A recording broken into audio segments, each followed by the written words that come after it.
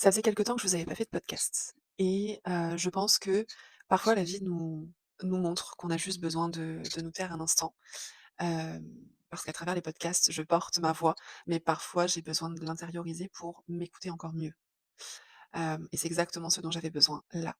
En revanche, aujourd'hui, j'ai décidé de reprendre cette voix pour vous parler d'un sujet qui me touche particulièrement et profondément. Parce qu'au fond, certaines histoires ne commencent pas vraiment avec nous, elles commencent bien avant nous.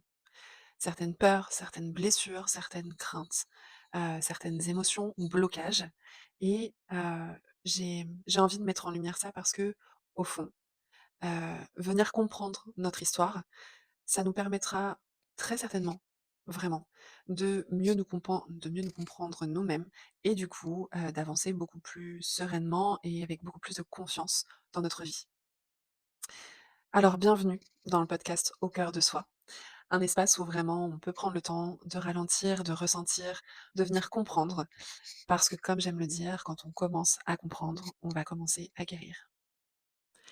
Hello à tous, pour ceux qui ne me connaissent pas encore, je suis Julie, accompagnante holistique du bien-être féminin et de la périnatalité. L'idée, c'est d'aider les femmes à être alignées à nouveau à elles-mêmes, à ce qu'elles se sentent beaucoup mieux au quotidien en se libérant émotionnellement de tout ce qui les incombe. Et pour ça, plusieurs méthodes, des massages, des soins énergétiques, de la sophro, venir vraiment avec un large panel vous aider à vous sentir mieux. Je vous laisse écouter la suite du podcast pour en apprendre davantage sur tout ce côté invisible. Aujourd'hui, j'aimerais vous parler d'un sujet qui fascine autant qu'il questionne. Voilà. Alors c'est un sujet qui va sembler étrange pour certains, trop spirituel pour d'autres, ou au contraire qui va sembler profondément évident quand on va regarder notre histoire et qu'on va chercher un peu plus loin. Donc vous l'aurez certainement compris. On va parler du transgénérationnel, on va parler des empreintes émotionnelles prénatales et des empreintes à la naissance, pour essayer vraiment de comprendre cet héritage qu'on a, et qu'on reçoit en fait sans même en avoir conscience. Je vais pas parler de tout ça pour essayer de convaincre. Je vais pas parler de tout ça pour expliquer vraiment tous les soucis du quotidien. Par contre, j'avais vraiment envie de mettre en lumière, et de mettre de la conscience sur des sujets ou sur des blocages quand on n'en a pas. Ça peut ouvrir des portes et permettre ce chemin de guérison. Et peut-être aussi vous amener à regarder votre histoire différemment. Quand un bébé vient au monde, on dit souvent que c'est comme une page blanche, qu'il est là pour écrire son histoire. Et est-ce que vraiment c'est le cas? Est-ce que vraiment, heu, bien avant sa naissance, il n'est pas déjà en relation avec le monde? Et vous l'entendrez très certainement, dire que notre histoire commence le jour de notre naissance. Et pour autant, certaines approches thérapeutiques vont aller voir bien au-delà, vont nous emmener, vont nous inviter à regarder beaucoup plus loin, bien avant ce premier souffle finalement. Ces approches thérapeutiques, elles vont nous proposer l'idée que déjà, in utero, hem, nous avons le vécu émotionnel de notre mère, nous avons certains événements qui viennent s'ancrer en nous avant même qu'on vienne au monde.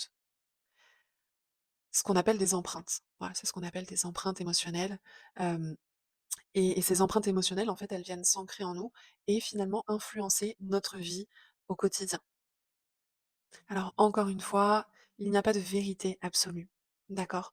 Ce podcast, il est vraiment là pour apporter des pistes de compréhension que personnellement je trouve profondément intéressantes et qui peuvent aider énormément de monde quand on va chercher plus loin.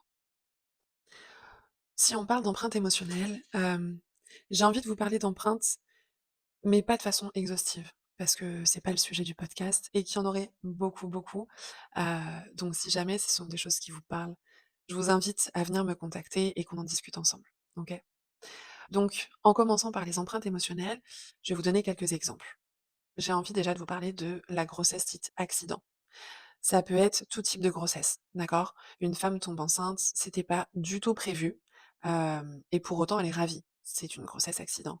Ça peut être, quelqu'un qui ne veut pas du tout tomber enceinte et qui se retrouve à être enceinte, mais qui garde le bébé. c'est une grossesse accident. Un déni de grossesse, c'est pareil. Il y a plein de il y a plein de causes possibles pour une grossesse dite accident. Ça ne veut pas dire qu'on ne veut pas l'enfant, d'accord? Dans ce genre de grossesse dite accident, il y a énormément de parents, qui accueillent l'enfant avec beaucoup, beaucoup d'amour. Donc ce dont je vais parler ici, c'est vraiment du contexte émotionnel, qu'il y a, voilà, dans le tout début de la grossesse et la manière, en fait, dont on va comprendre tout ça. Dans ce contexte-là, on va avoir des personnes, des enfants qui vont naître et des personnes qui vont grandir avec certains symptômes, certaines façons d'être. Donc déjà, on va retrouver des personnes vraiment qui vont avoir tout le temps la sensation de déranger, un sentiment profond, voilà, de ne pas avoir sa place. Ça va être aussi des personnes qui vont avoir tendance à se dévaloriser, à culpabiliser très facilement, avoir l'impression d'être constamment dans le devoir de prouver qu'elles méritent d'être là.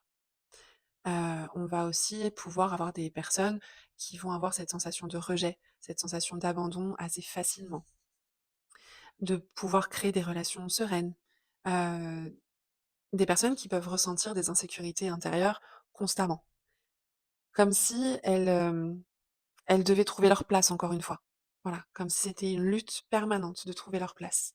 Donc ça, c'est vraiment des choses qu'on peut retrouver, ce sont des empreintes. Et l'idée, c'est que quand on met le doigt dessus et quand on vient comprendre et mettre en lumière ça, il y a beaucoup de choses, il y a beaucoup de déclics qui peuvent ensuite en découler et des personnes qui se sentent beaucoup mieux avec juste la conscientisation de ça et également derrière un accompagnement et un travail qu'on fait ensemble pour aller de l'avant.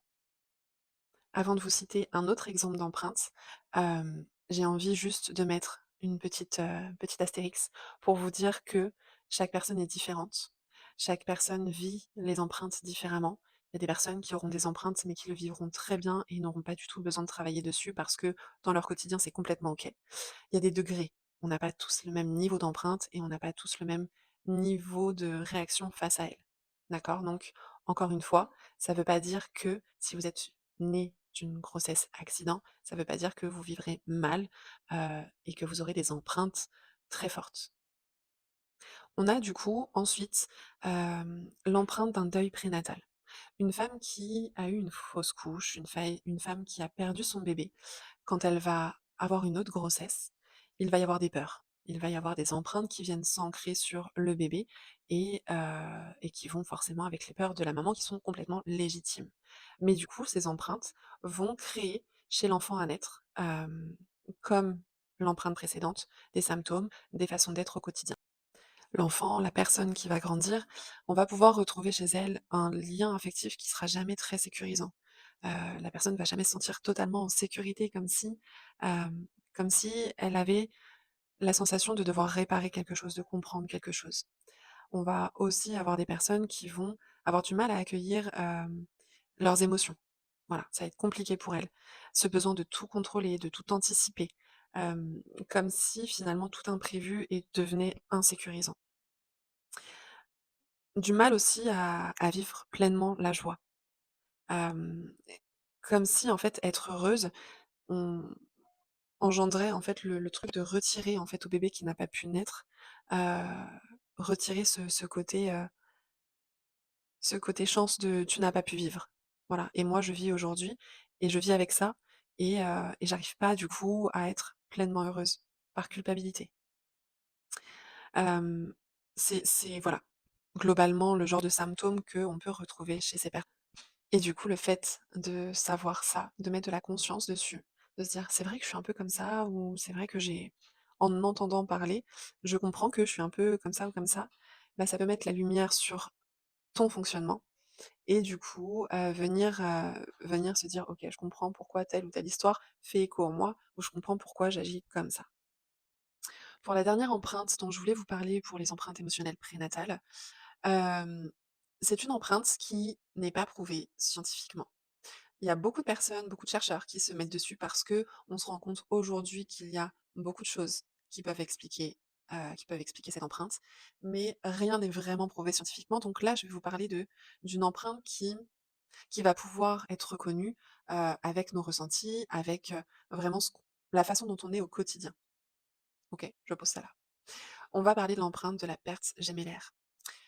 Il y a énormément de femmes qui, tombent enceintes et qui tombent enceintes de jumeaux. Sauf que, il y a beaucoup de fois où le jumeau ne reste pas.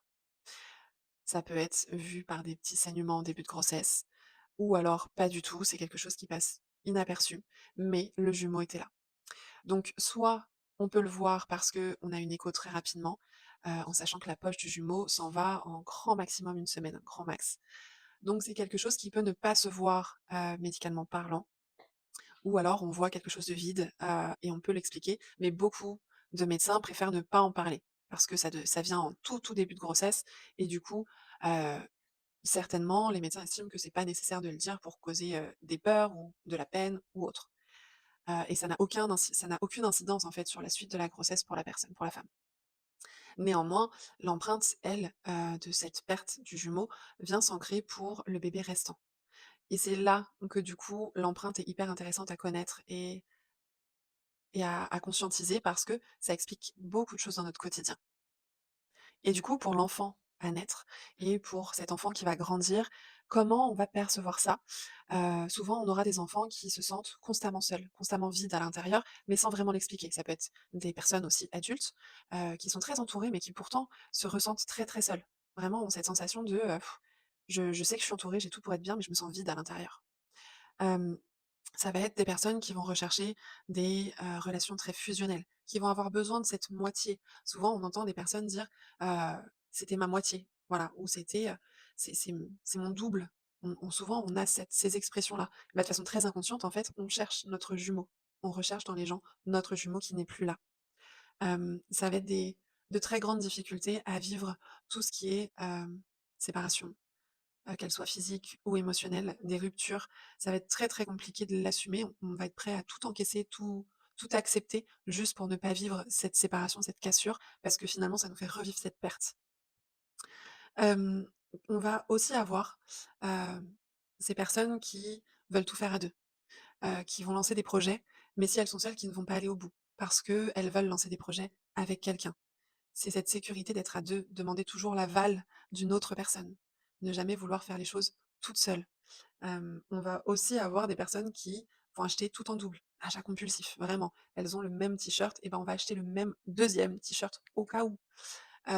Ou de la déco, aussi sur de la déco, tout est en double, parfois même en triple s'il y a eu des triplés. C'est hyper intéressant en fait de pouvoir observer un petit peu tout ça et parce que vraiment ça reste, quelque chose de non scientifique, mais qui a été, vu, observé par beaucoup, beaucoup de thérapeutes, des personnes qui se sont formées dans tout ce qui est thérapie brève et thérapie sur toutes les empreintes émotionnelles. C'est hyper passionnant parce que ça peut expliquer notre comportement au quotidien et le simple fait de conscientiser ça, d'aller sur un rituel pour dire au revoir, de se faire accompagner là-dedans, ça peut changer le quotidien de quelqu'un, vraiment.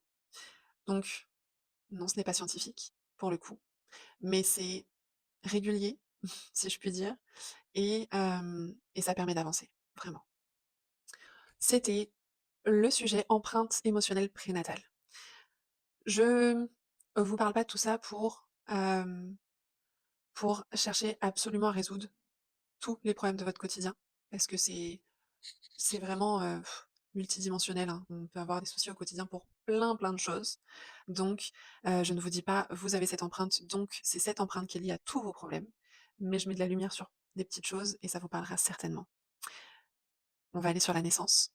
Je vais vous citer 2 empreintes pour la naissance, d'accord? Et et je trouve qu'elles amènent très bien le côté transgénérationnel aussi qui suit. Concernant la naissance, elle a son lot d'empreintes aussi, pour n'en citer que 2.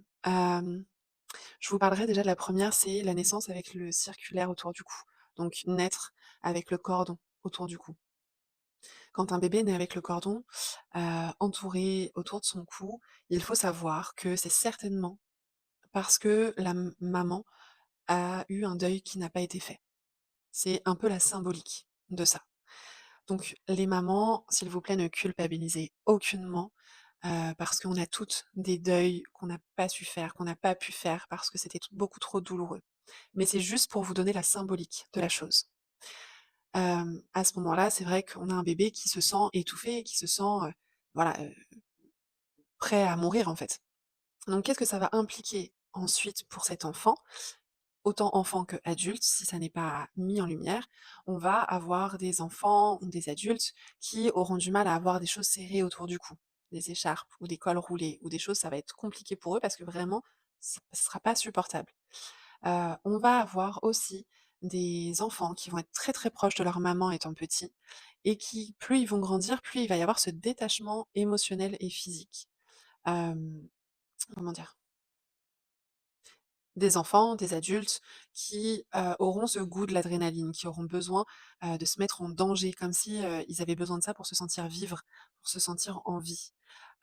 Et ça, c'est hyper important à comprendre, parce que souvent on se dit: «Mais pourquoi? Enfin, pourquoi tu as ce besoin tout le temps de» bah, ça peut être lié à ça.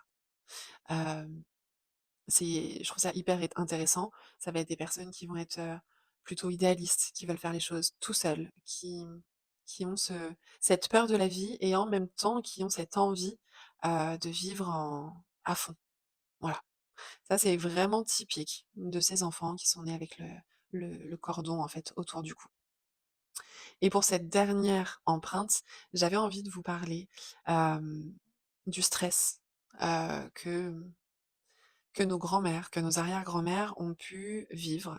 Par exemple, pour vous citer un exemple, une arrière-grand-mère ou une grand-mère qui a vécu pendant la guerre et qui a dû accoucher pendant la guerre. C'est hyper compliqué, je pense, dans ce contexte-là, de dire: «Je vais mettre un enfant au monde». Qu'est-ce qui va se passer? Est-ce que quelqu'un va pouvoir être là pour m'aider à le mettre au monde? Dans quelles circonstances je le mets au monde, cet enfant? Quel est le j'ai peur de le laisser venir au monde parce qu'il y a des dangers, autant pour l'accouchement que pour lui ensuite. Qu'est-ce qu'on va devenir? Voilà, je vous laisse imaginer le contexte un petit peu social et toutes les craintes et les peurs liées à tout ça. Eh bien, hem, cette empreinte va certainement se transmettre de génération en génération. Donc il y a des femmes, aujourd'hui, qui peuvent avoir un enfant et avoir une peur terrible d'accoucher. Vraiment. Une peur terrible, de la peur de le laisser sortir, la peur du danger, qui va s'imaginer, le perdre ou, vraiment, qui va avoir peur de la mort, qui va avoir peur de tout un tas de choses, mais sans comprendre vraiment pourquoi. Et c'est là que ça va être intéressant d'aller travailler sur les empreintes émotionnelles, c'est de se dire: «Quel est mon héritage? Les lignées du dessus, qu'est-ce qui s'est passé avec cet enfant, avec un accouchement? Est-ce qu'il y a eu des choses?» Et souvent, on se rend compte que, potentiellement, on a une grand-mère, une arrière-grand-mère qui a eu des accouchements pendant des périodes très, très lourdes et ça vient résonner en nous. Hem, Ça peut du coup laisser place à des accouchements très difficiles. Des accouchements avec des enfants qui ne veulent pas sortir ou simplement vous qui voilà, votre corps se ferme parce qu'il y a danger, en fait. C'est comme s'il y avait danger. Voilà, c'est un peu la dernière empreinte, mais qui est aussi en nous, du coup, et qui explique des fois des accouchements très compliqués. Qui peuvent l'expliquer, en tout cas. Voilà pour les empreintes un petit peu émotionnelles. J'espère que vous aurez été captivés et j'espère que ça vous aura aiguillé un petit peu. N'hésitez pas à réécouter, réécouter, pour que ça germe un petit peu en vous. Mais je trouvais ça hyper intéressant avant d'aller sur le côté transgénérationnel. Abordons maintenant tout ce qui est héritage invisible. Vous savez, tout ce qui se transmet au-delà du biologique, tout ce qui se transmet sans mots. Les peurs, les croyances, la façon d'aimer, de se protéger, tout ce qui est loyauté familiale. Ce qui est intéressant, c'est que dans certaines approches thérapeutiques comme la psychogénéalogie ou les empreintes, l'analyse transgénérationnelle, on s'intéresse justement à toutes ces transmissions. C'est pas pour venir accuser notre famille, notre lignée. C'est pas du tout pour porter accusation ou pour montrer du doigt: «Oui, je suis comme ça parce que tu m'as fait ça» ou «parce que tu as vécu ça et tu n'as pas su le gérer». Pas du tout. On est vraiment là pour comprendre, en fait, qu'on grandit au sein d'une histoire, qu'on a une culture, qu'on a une histoire derrière nous et qu'en fait, finalement, juste en mettant de la lumière, encore une fois, sur cette histoire, hem, ne pas accuser, mais juste comprendre et avancer avec notre histoire. Savoir sur quoi travailler, savoir pourquoi on a tel ou tel comportement et parfois, on a des blessures qu'on jamais réussi à trouver de mots, MOTS, et des fois, juste en connaissant notre histoire, on arrive à poser les mots, du coup, MOTS sur nos mots MAUX. Donc ça va être hyper intéressant de conscientiser tout ça aussi. Pour vous expliquer un peu le transgénérationnel, d'une autre façon que la façon très théorique, je pense que c'est intéressant que je vous raconte une histoire. Hem, une histoire qui va être la mienne, voilà. Parce que quoi de mieux que de raconter quelque chose qu'on connaît? Donc pour vous raconter cette notion transgénérationnelle, je voudrais revenir sur mon histoire, quelque chose qui m'a beaucoup impactée et qui continue un petit peu, parce que je travaille dessus forcément. Il faut savoir que, j'ai toujours été, cette personne qui ne se sentait pas légitime, pas à la hauteur, qui a toujours eu du mal à porter sa voix. C'est étonnant, non? Et je suis en train de faire un podcast, donc comme quoi tout arrive. Hem, mais qui a toujours eu du mal à porter sa voix, à assumer son positionnement, à assumer vraiment qui elle était et à affirmer ses valeurs et ses envies et tout ça. Mais j'ai jamais réussi concrètement à l'expliquer parce que mes parents m'ont toujours portée, m'ont toujours élevée à être, m'ont toujours élevée en fait, m'ont toujours fait monter en valeur, en estime de moi. Donc vraiment, c'est pas quelque chose que, j'expliquais vraiment. Et puis, plus j'apprenais à comprendre et apprendre mon histoire, plus je me suis rendu compte que, nous avions une lignée de femmes, qui a toujours, eu ce problème de porter sa voix, qui s'est toujours tue, qui a toujours, baissé les yeux, voilà, face aux autres, face aux hommes, notamment, dans mon histoire. Cette sensation de se sentir toujours trop peu, pas assez bien, pas assez tout court, en fait. Et du coup, on se rend compte que, il y a eu également beaucoup d'abus physiques et émotionnels sur chacune des femmes qui m'ont précédée, toutes. Ce qui est quand même assez dingue, même si oui, ça peut être monnaie courante dans les sociétés avant, le fait que ça se répète toujours, toujours, toujours, c'est bizarre quand même. Il y a quand même un lien et en fait, en allant chercher dans l'histoire de cette famille, de cette lignée de femmes, je me suis rendu compte que chaque femme a été rabaissée, humiliée et d'où vient le point de départ? C'est ça qui est intéressant, c'est de se dire: «OK, d'où vient le point de départ?» Et je crois que d'aussi loin que j'ai pu regarder, nous sommes toutes, nous avons toutes été humiliées, rabaissées par des hommes. Et là, tu te dis: «OK, donc qu'est-ce qu'on fait avec ça?» Le côté transgénérationnel, en fait, on peut le voir à travers ça. Chaque génération a vécu semblablement ou pareil, la même chose. Et c'est assez dingue de se dire que tout est lié et que même si on remonte des fois beaucoup plus loin, il se peut que dans les 2 générations qui suivent, il y ait pas grand-chose qui se passe, mais que pour toi, il va y avoir un élément déclencheur, qui fait que tu as un semblant d'histoire similaire avec ton arrière-arrière-grand-mère, par exemple, et qui fait que tu vas reproduire exactement la même chose. Et tant que tu ne mettras pas la conscience dessus, tu ne pourras pas casser ce truc, couper ce truc de se dire: «Moi, je ne veux pas que ça m'arrive» ou «Je ne veux pas que ça arrive à ma fille». Hem Et c'est là que ça devient intéressant du coup parce que quand on conscientise, on peut faire un travail dessus.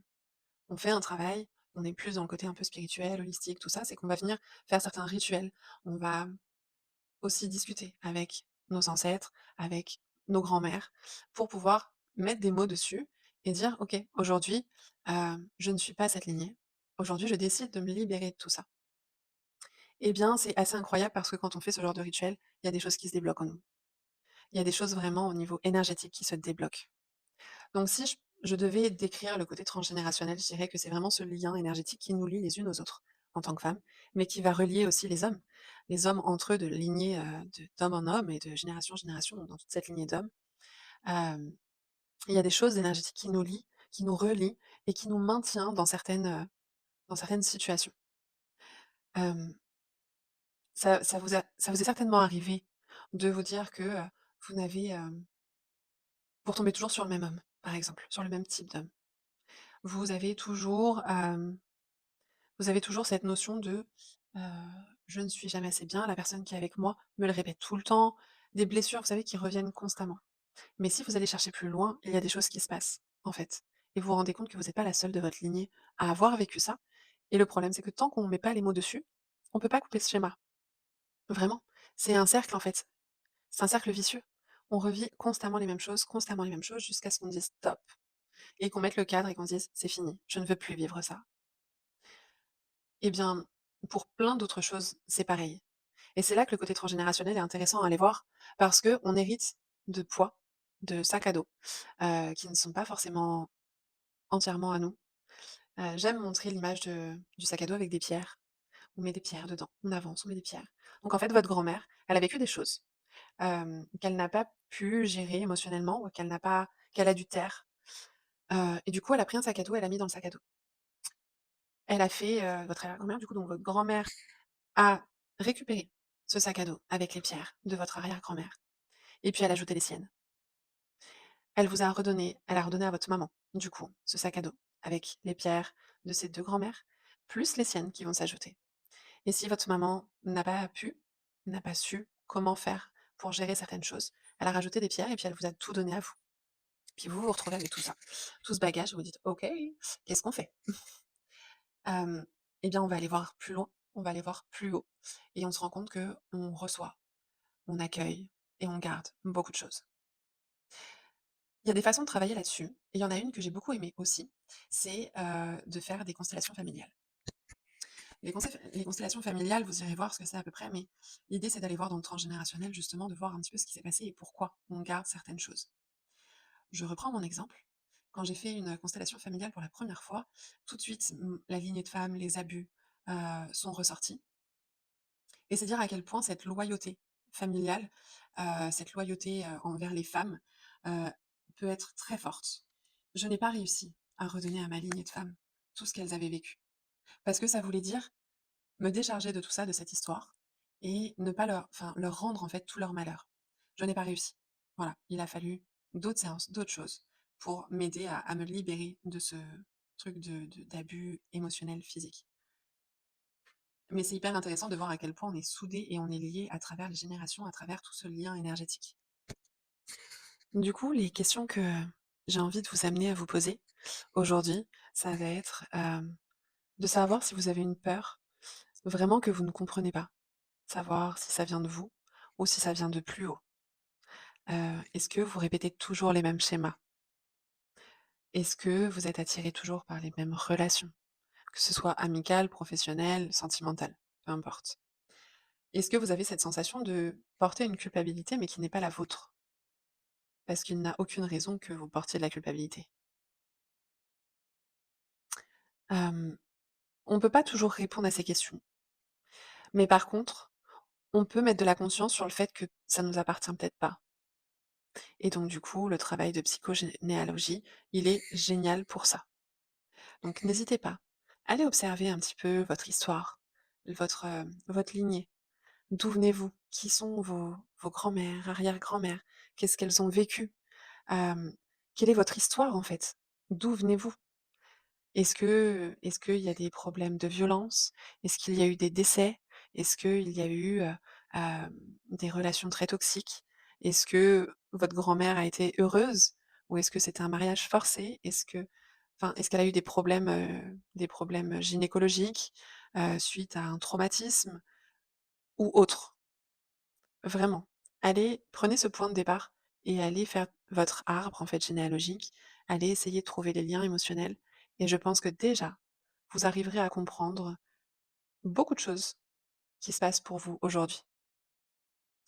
Quand on travaille, du coup, sur ce côté transgénérationnel, l'idée, c'est pas d'aller chercher des responsables. L'idée, c'est pas de dire que, c'est la faute de nos parents ou que, nos blessures, en fait, viennent de nos grands-parents, arrière-grands-parents. C'est pas du tout l'objectif. Je crois profondément que chaque génération a fait ce qu'elle a pu avec ce qu'elle avait au moment T. On n'a pas tous les mêmes armes, on vit pas tous aux mêmes époques et on n'a pas la possibilité de porter notre voix et d'exprimer nos émotions comme on le voudrait, heu, tous à notre niveau, vraiment. Donc comprendre notre histoire, c'est vraiment pas la juger et juger ceux qui nous ont précédés, mais c'est vraiment pour retrouver, cette lumière, voilà, qu'on peut porter. La retrouver, la libérer, qu'on puisse enfin rayonner, qu'on puisse enfin retrouver cette liberté d'être nous-mêmes, sans avoir à porter le sac à dos, vous savez, sur nous, sans être trop lourd. L'idée, c'est vraiment de nous retrouver, nous, avec nous-mêmes et de créer notre histoire future et ne pas transmettre aux générations suivantes ce qu'on a pu vivre ou ce que nos ancêtres ont pu vivre aussi. Et de la même façon, on sera plus quand il nous arrive quelque chose, on sera plus dans le, heu: «Qu'est-ce qui va pas chez moi?» ou «Pourquoi encore moi?» alors vraiment pourquoi? Qu'est-ce que j'ai fait pour que ça me tombe toujours dessus? Non.